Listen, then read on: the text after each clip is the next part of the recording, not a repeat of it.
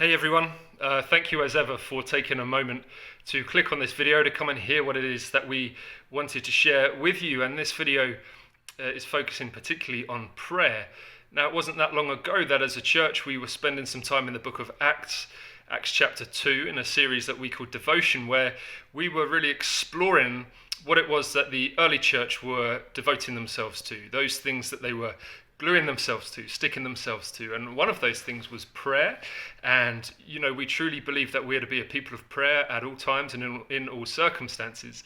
But as an eldership team, we really feel that through April, through the month that we've just entered into, we as a church are to be really just devoting ourselves and committing ourselves to prayer and fasting, in as much as we want to be praying about the same things at the same time, really seeking God together, but also so bringing our prayers and petitions to him, but also seeking him to hear what he would say to us. In John chapter 10, Jesus says that my sheep know my voice, I know them, and they follow me. And just really feel stirred by that actually through this month, this is a time to come and to talk with the Lord, to share our hearts with him, but also to open our ears to hear his voice. He knows us and he wants to lead us. And so that's what we're going to be doing through this month.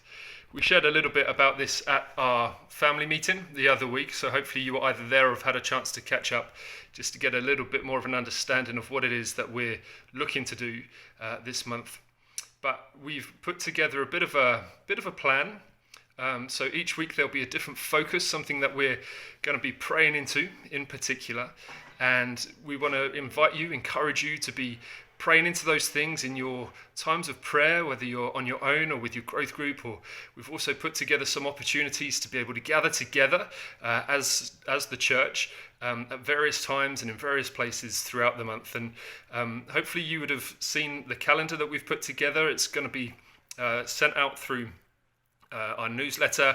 We'll make sure there are copies available together on a Sunday, and each week we'll be sharing with you what opportunities there are to meet. There's going to be a number of things going on, and we don't want you to feel like it's overwhelming in terms of the number of things that are there, but these are different opportunities for you to come to as you're able to do so. But we just wanted to create that space. And particularly with the way that the last few years have been, really being able to make the most of being able to come together and to gather together in prayer. Each week we're going to be sending out a newsletter which has the focus for that week and a few ideas and thoughts about what we can be praying and different things that might help us as we come to pray within that. And each week we're going to be again inviting you to join with us in a time of fasting, to set aside a day for fasting. There's going to be a couple of Fridays where we're going to be looking to fast from food, whether that's a whole day or a meal or a couple of meals a day. And then another couple of weeks where we're going to be fasting on Saturdays from our screens, putting down our mobile phones, turning off the tellies and computers, and really with the intention that it's giving that time that we would normally give to those things to give to prayer. But more than that, it's about laying down things, often good things, but because we realize we need something greater than those things and what those things can provide us. So it's a way of us just expressing our hearts and really seeking after God together. And we'd love you to join with us in that. There'll be more information on that in the newsletters that go out. If you want to, if you've got any questions about that, please do speak with one of the eldership team. It'd be great to be able to chat that through with you. But we really would love you to join with us over this month in really devoting ourselves, committing ourselves to a season of prayer and fasting.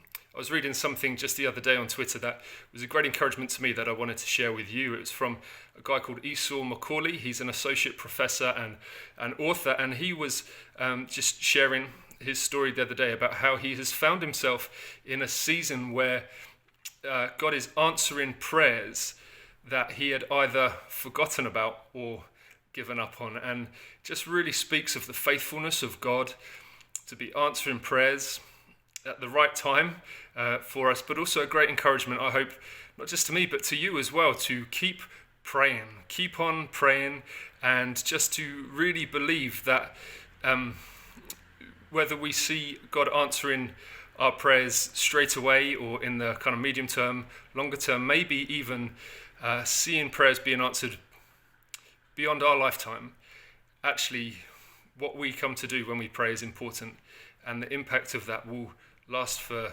years, and the repercussions of that and the fruit of that will be coming through in years and generations to come. So let's come with real faith in the one in whom we come to pray to. Now, week one, we're going to be starting, I say week one, it's the first couple of days, so starting really today and into the weekend, our focus is going to be on Thanksgiving and presents, but actually we want that to be kind of the umbrella over the whole of our month together, to be seeking God together, to be coming throughout this month with prayers and cries of thanksgiving, but also with real hearts of seeking God, longing to be with him, enjoying being with him. We were at prayer and fasting this week, some of us were there, and just a really wonderful couple of days, and that was the big emphasis that was coming through the majority of what we spent our time doing, seeking God, waiting on him, posturing our hearts, realizing we don't just want to be rushing on into things. Actually, we want to wait, to seek him, to hear his voice, to be filled with the Spirit once again, to encounter God once again. And in Proverbs chapter 8, verse 34, it says, let's make sure I get this right, it says, "Blessed is the one who listens to me, watching daily at my gates, waiting beside my doors." And I would just love that to be our starting point as those who come to wait on God, to watch him, to wait, to listen, to seek him above all else. It would be wonderful to hear what God is doing among us through this month as well.